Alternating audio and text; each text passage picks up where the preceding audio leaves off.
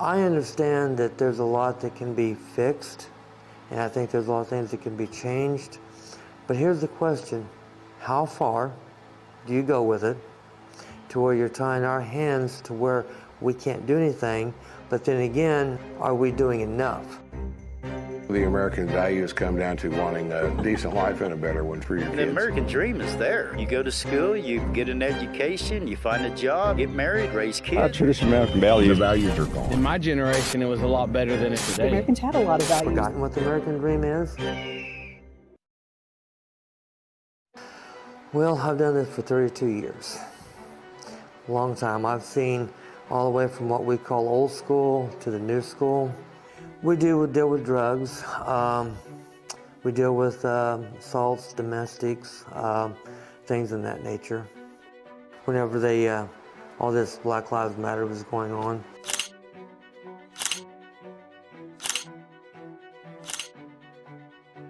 Had somebody asked me about that, and they said, so you concerned about that? I said, not here, I'm not.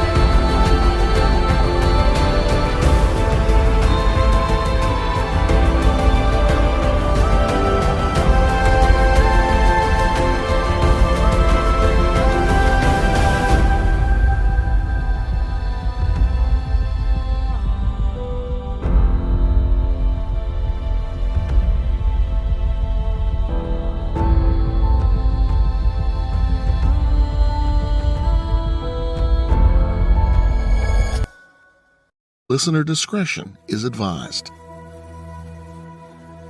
When a 25-year-old woman and her 3 daughters disappeared suddenly in July of 2019, her closest friends thought maybe she was taking time away to decompress from the stress of everyday life, something she'd been known to do in the past. They had a few conversations with her on Facebook while she was gone, but it soon became clear that the person on Facebook claiming to be Jessica McCormack was just an imposter who'd somehow hacked into her account. Several weeks later, Jessica's body was found on a highway in the Ozarks after it had fallen out of a suitcase that she'd been stuffed into. The shocking discovery prompted a search for Jessica's 3 daughters, who were nowhere to be found. This would mark the beginning of an ongoing fight to find answers. Who killed Jessica McCormack? After more than 3 years since her death, that question still has not been answered. What, if anything, have authorities done to solve this case? Is the investigation just stalled, or have investigators failed to handle Jessica's case properly? Will there ever be any justice for Jessica? This is Jami, and you're listening to Murderish. Join me as I walk you through the case involving Jessica McCormack.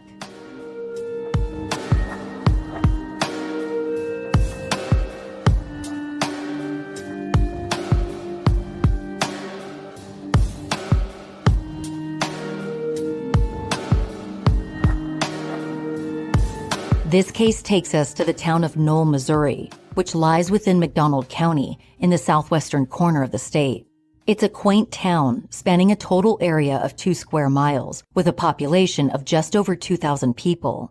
Noel is situated on the Elk River and surrounded by the famed limestone mountains of the Ozarks. The town is about 100 miles from Ozark, Missouri, which was made famous by a popular Netflix series called Ozark. Noel was named after two brothers who owned a sawmill in the area in 1886, William Jasper Noel and Clark Wallace Noel. Summers in the small town are typically hot and muggy, and winters bring several inches of snow from December to March. In the fall, the trees turn a beautiful orange and red, and in the spring, it's been said that there is no better place to see some of the most rare and unusual wildflowers in the world. Tyson Foods has a large plant in Noel, which employs over 1,600 people, almost 2/3 of the entire population.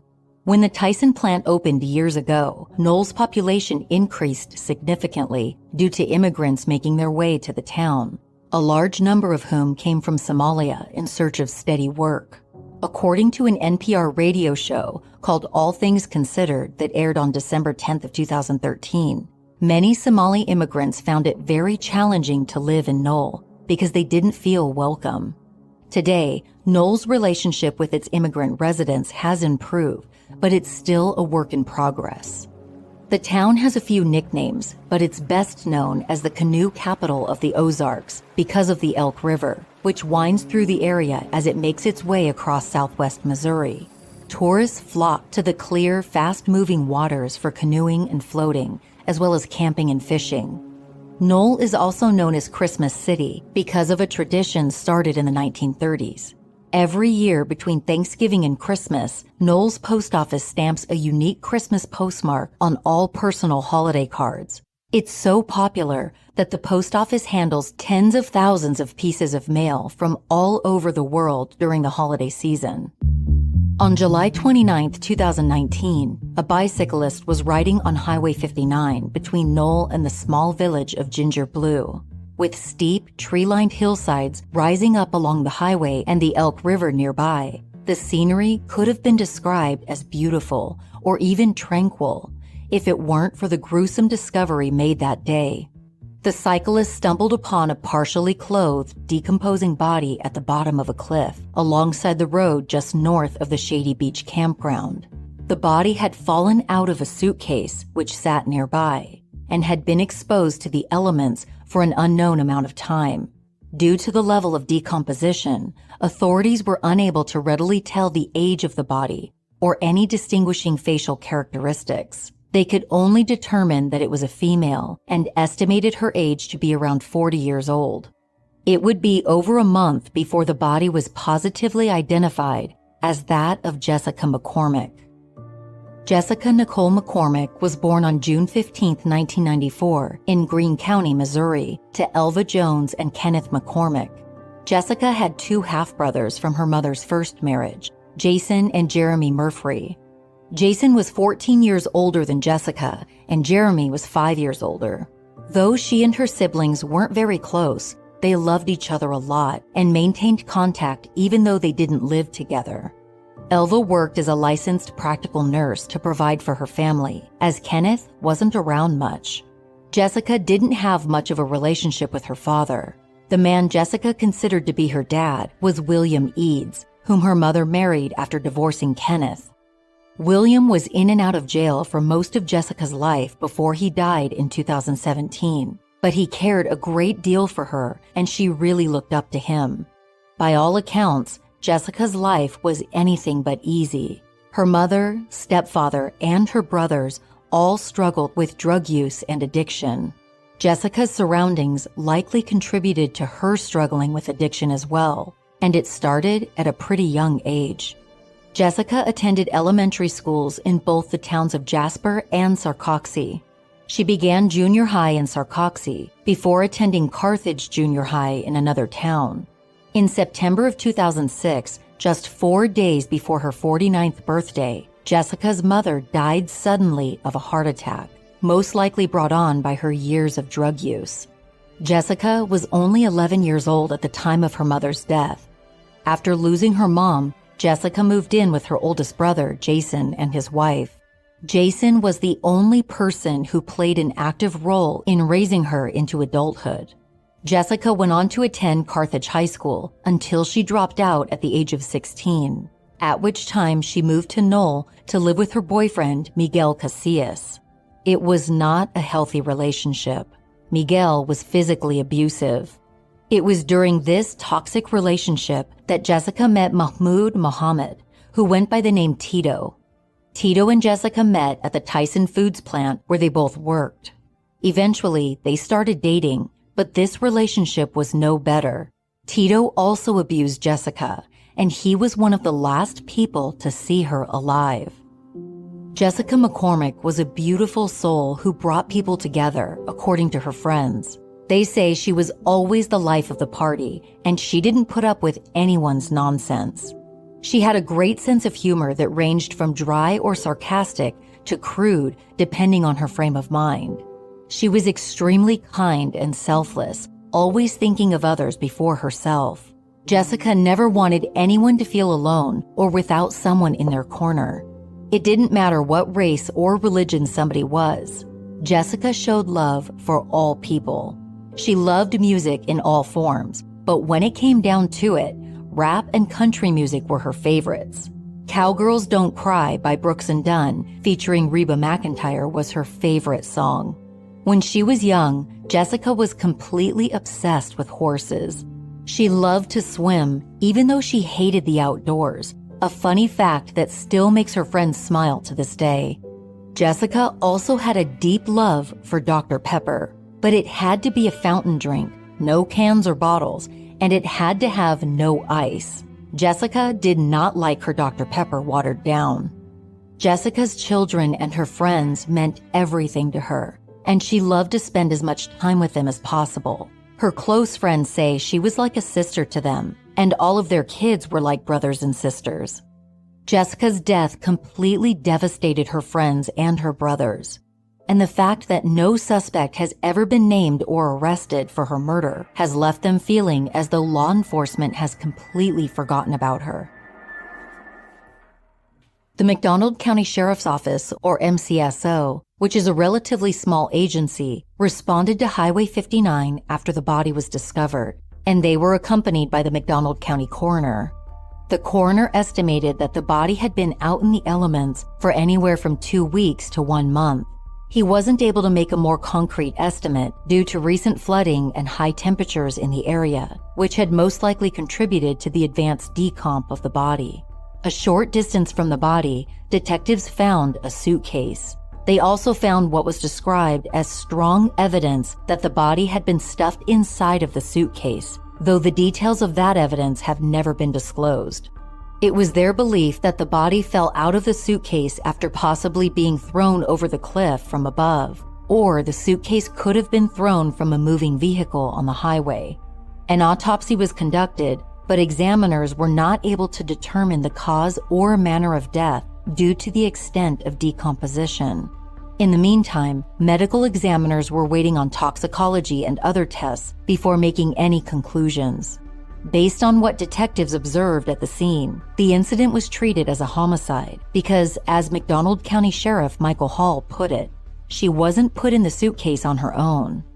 Newspapers reported that detectives began following up on several leads, though they didn't report on what led investigators to start taking a closer look at Jessica. Perhaps it was the fact that there had been prior calls for service involving Jessica, or the fact that Noel is a small town, and Jessica actually knew most of the officers from everyday life. Whatever the reasons, once MCSOs started down that path, they discovered some important information. A review of 911 calls via the McDonald County Dispatch Center showed that Jessica's last known address was 229 Main Street in Noel, and that on July 16, 2019, about 2 weeks before her body was found, officers with the Noel Marshal's office had been called to that location. Once there, they made contact with Jessica, her 3 children, and her boyfriend Tito. All of them were alive and well at the time.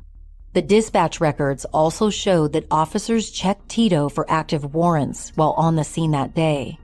Strangely, no officer from the Noel Marshal's office has ever claimed to be or was ever identified in news reports as being the unit who responded to Jessica's apartment that day.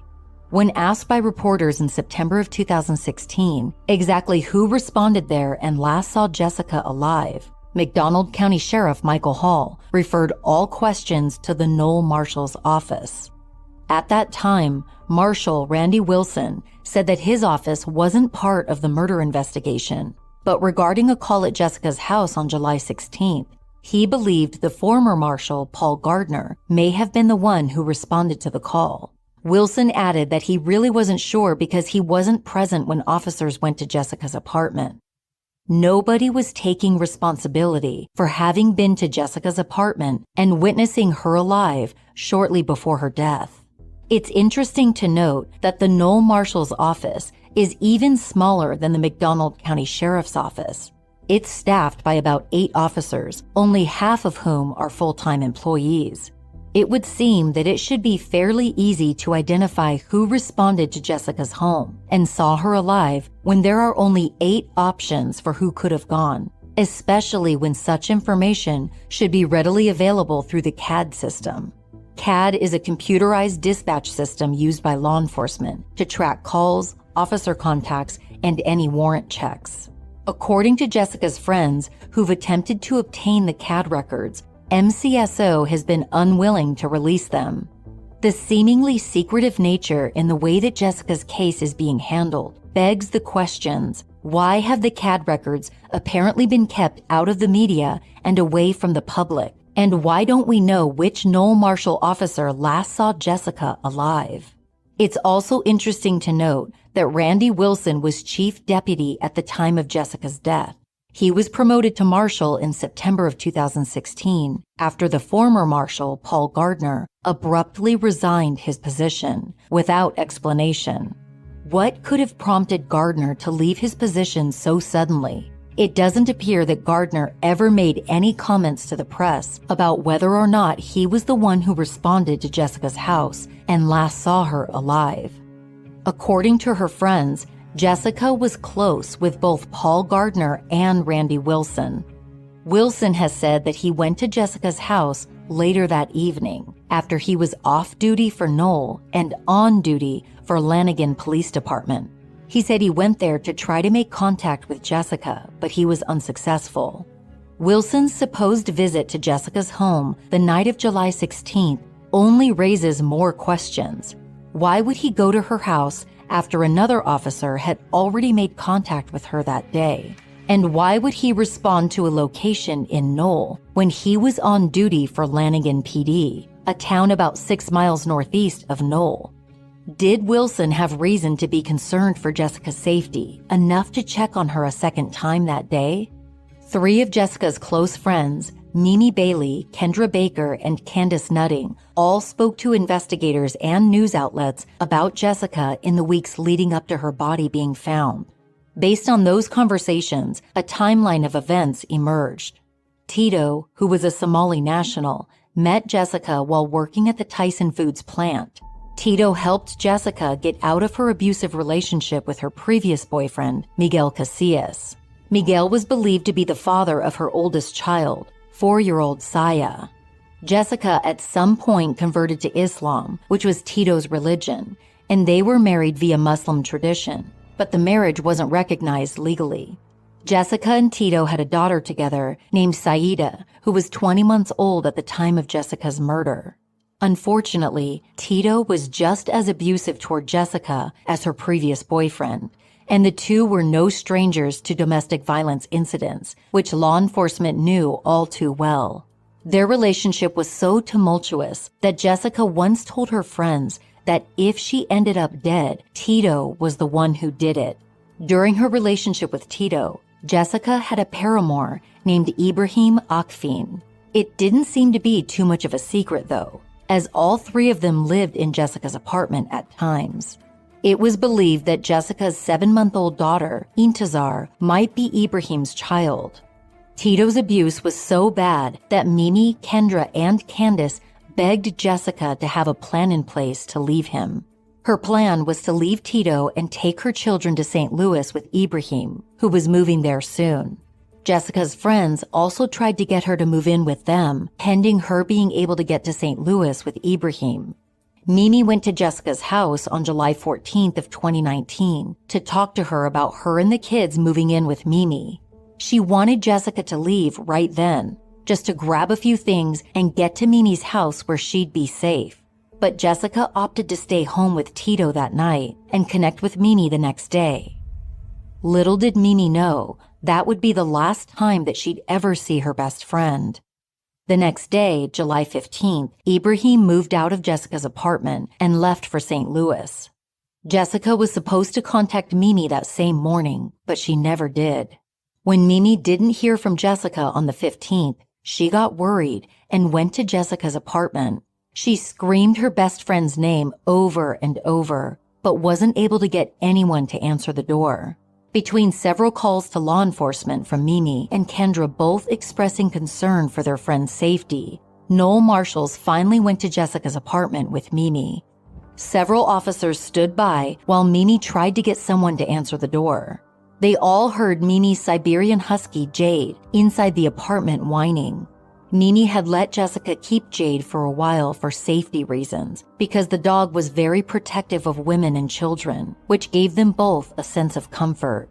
Officers didn't think they had enough cause to force entry, but they told Mimi that she could do as she wanted, as long as she understood that someone could potentially press charges against her for breaking in. She tried to get the door open, at one point using a crowbar, but the door opened outward, not inward, and was bolted from the inside, which made it impossible for Mimi to pry open. The officers and Mimi also heard a kid's movie playing inside of Jessica's apartment, and the sound of someone shushing somebody, but nobody ever came to the door.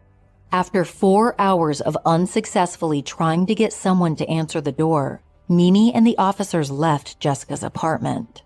On July 16th, Ibrahim called Mimi and Kendra to let them know that Jessica had called him in the early morning hours that day. He said she was extremely upset and asked him to come back and get her. It's possible that Jessica was upset about an incident that happened the night before.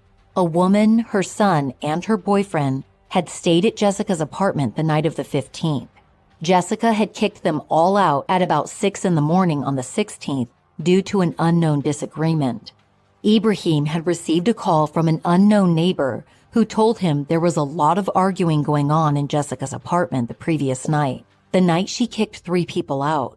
Noel Marshall responded to Jessica's apartment again on the 16th after a 911 call, which is when unknown officers claimed to have made contact with Jessica, her 3 children, and Tito.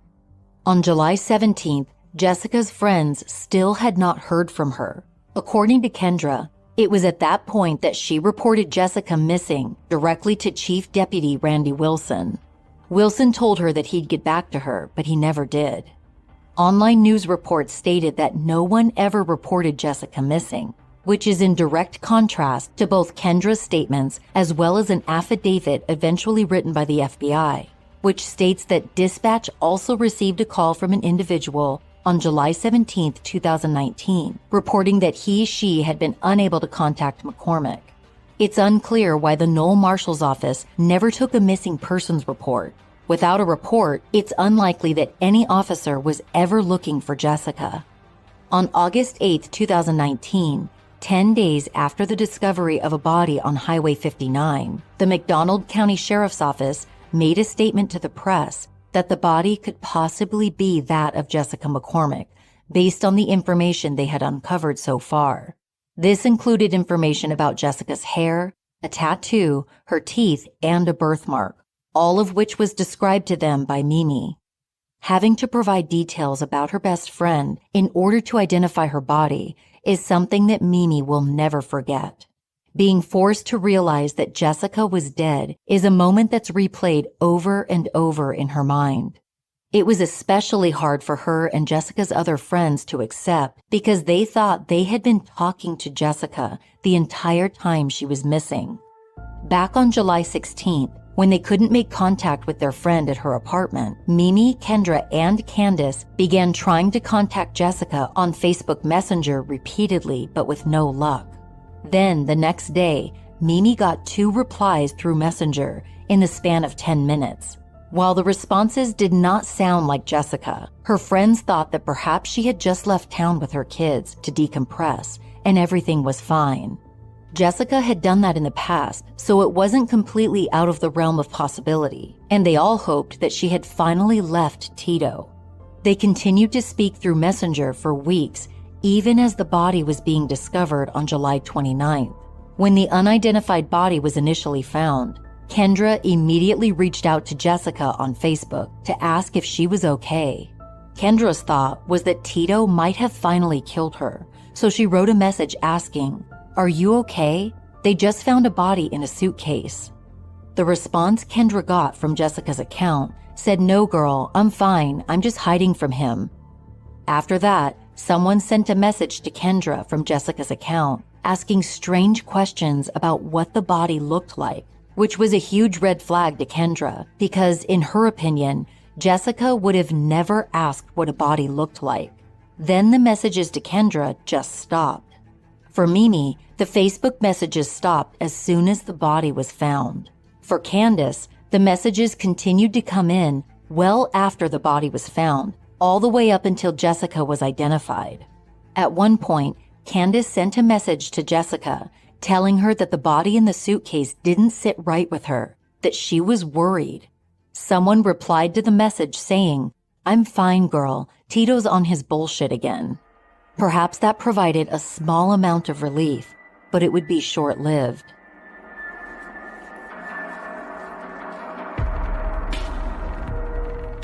Once Jessica's body was identified, people likely wondered what kind of person would hack into the Facebook account of a murdered woman and pretend to be her, all while her undiscovered body sat for weeks in a suitcase. And of course, people wondered whether that person was Jessica's killer. Unfortunately, police reports have not been released to the public, potentially because this is still an ongoing case. It's unknown whether investigators ever looked into who was using Jessica's Facebook account after she was already dead. Though distinguishing features were used to initially identify the body, detectives needed more to be certain it was Jessica. They attempted to find dental records to make a positive ID, and Jessica's half-brother Jason gave a DNA sample to compare to the body. While waiting on DNA results and dental records, detectives realized that neither Jessica nor her 3 children had been seen since July 16th. Out of concern for their safety, MCSO asked for the public's help in locating Saya, Saida, and Intizar. Miguel Casillas, who was believed to be Saya's father, came forward to report his daughter missing so that she could be entered into a national system as missing and endangered. An Amber Alert was issued, and MCSO began working with the Missouri State Highway Patrol to locate the children. Late in the evening that same day, all 3 children were found, unharmed, at a residence in Des Moines, Iowa. According to Detective Jake Lancaster with the Des Moines Police Department, the children were found inside the home of a woman named Malyun Coliso. Coliso told detectives that on August 5th, Tito showed up at her house between 6 and 7 p.m. with the 3 children. She knew Tito from having previously worked with him at the Tyson plant in Noel. 3 days later, on the same day the Amber Alert was issued, Coliso was awoken at 4 a.m. by children crying. She discovered that Tito was gone and that he left a note saying that he couldn't care for the children and that whoever found them would be their guardian. Coliso then contacted Des Moines PD to let them know that the kids were at her house. The children were then taken into protective custody by Family Services in Iowa and placed into foster homes. A warrant for Tito's arrest was quickly issued for kidnapping Saya, who again was believed to be the daughter of Miguel Casillas. It appeared that Tito was now on the run, and he was immediately considered a fugitive from justice. On Tuesday, August 13th, Mahmoud Tito Mohammed was formally charged with kidnapping when a federal criminal complaint was filed in U.S. District Court by the FBI. On August 14th, the McDonald County Sheriff's Office served a search warrant at Jessica's apartment. Several items were obtained, which were sent to a lab for analysis. It's unknown whether any evidence of her murder was recovered or identified as a result of the analysis. Tito was named as a person of interest in Jessica's murder, based on the number of domestic violence calls between him and Jessica, and because he took the children and then disappeared. In addition, Tito was facing 2 prior felony charges related to sodomy and weapons from an incident in 2017 involving a different woman from Noel, Missouri. A court hearing related to those charges was scheduled for November 19, 2019. Clearly, Tito was on the run for reasons beyond Jessica's murder. On September 10th, 43 days after her body was discovered, Sheriff Michael Hall finally released a statement positively identifying the body to be that of Jessica McCormack. Her identity had been confirmed by DNA and dental records. Jessica's brothers and closest friends attended a vigil and funeral for her. Notably absent from the funeral was Jessica's paramour, the man she was supposed to be leaving Tito for, Ibrahim Akfin. People couldn't help but wonder whether this was just a personal decision on Ibrahim's part, or if there was a more significant meaning to his absence. Jessica's friends were able to use Facebook to track Tito's movements for a while, and Kendra kept detectives updated on his location. But it seemed to her that the information was not taken seriously, and because of that, Tito was able to slip quietly out of the country and disappear. For nearly 2 years, he was on the run, and nobody knew where he was. But in July of 2021, law enforcement caught up with him in Guatemala, where he was arrested and then returned to the United States to face the federal kidnapping charge. During his arrest in Guatemala, Tito fought with officers and attempted to take a weapon from one of them. Then, while in the airport awaiting transport to the U.S., Tito attempted to flee from law enforcement, but he was apprehended. Tito's first U.S. court appearance took place on July 28, 2021, nearly 2 years after Jessica's body was discovered along Highway 59. The following month, on August 4th, a judge ordered Tito to remain in the Greene County Jail in Missouri without bond while awaiting trial. Tito's attempts to flee had not helped his case in court. Since then, there have been many back-and-forth motions from both the U.S. Attorney's Office and Tito's lawyers about the validity of the kidnapping charge. According to court documents, it's recently been discovered through DNA that Tito is actually the father of all 3 of Jessica's children. In light of that information, Tito's lawyers filed a motion to dismiss the case on the grounds that he could not kidnap his own child. However, on October 17, 2022, a judge filed a recommendation that the motion to dismiss be denied. The judge stated there was enough evidence to move forward with a jury trial and that Tito's defense could present their case at that time. Disappointingly for Jessica's loved ones, Tito has never been charged in connection with Jessica's murder, and no other suspect has ever been named. From the moment Jessica's body was discovered, her friends took it upon themselves to find answers. They believed that law enforcement wasn't giving Jessica's case the attention it deserved. They think there was a lackadaisical attitude of same shit, different day when it came to Jessica.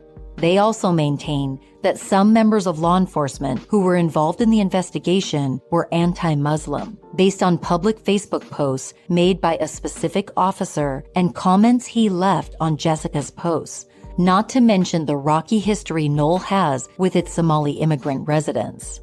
Mimi, Kendra, and Candace went door to door in Noel, looking for anyone who might know something, but they didn't find much. Still, they have never stopped searching for answers and trying to keep Jessica's memory alive.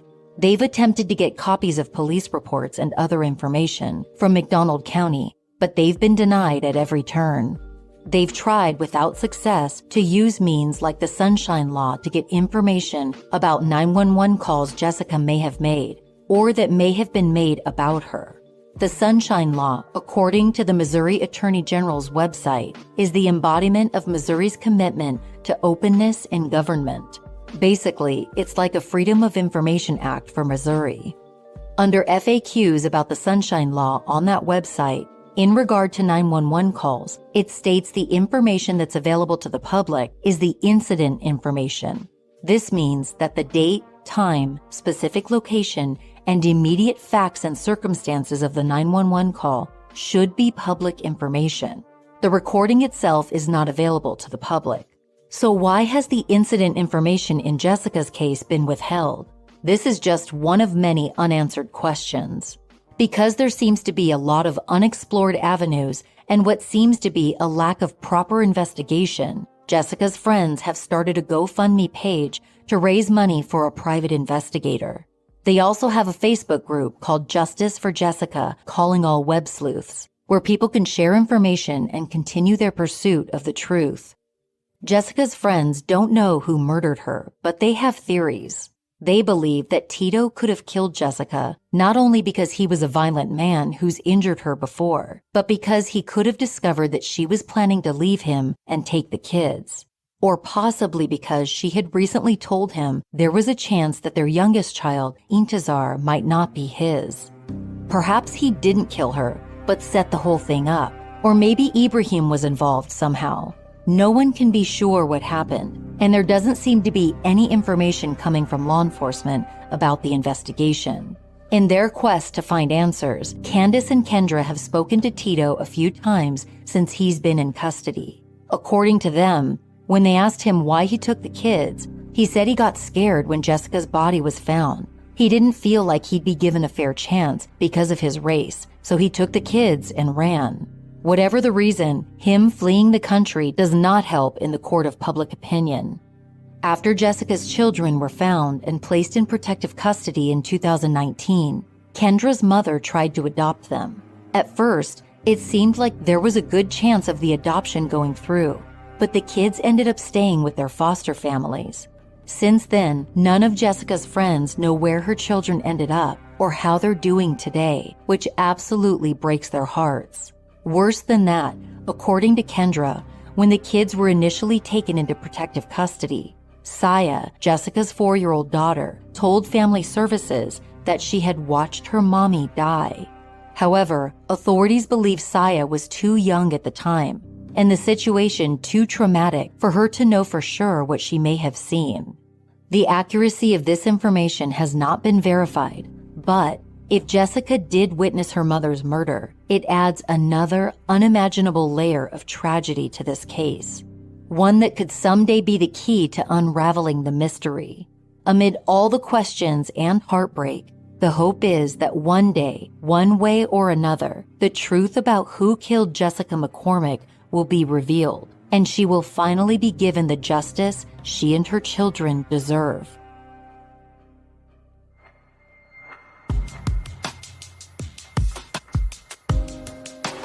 Thanks for joining me on this episode of Murderish. If you have any information regarding the murder of Jessica McCormack, please call the McDonald County Sheriff's Office at 417-223-4319, or you can try calling the FBI at 1-800-CALL-FBI. If you'd like to contribute to Jessica's GoFundMe, visit GoFundMe.com and search #JusticeForJessicaMcCormack.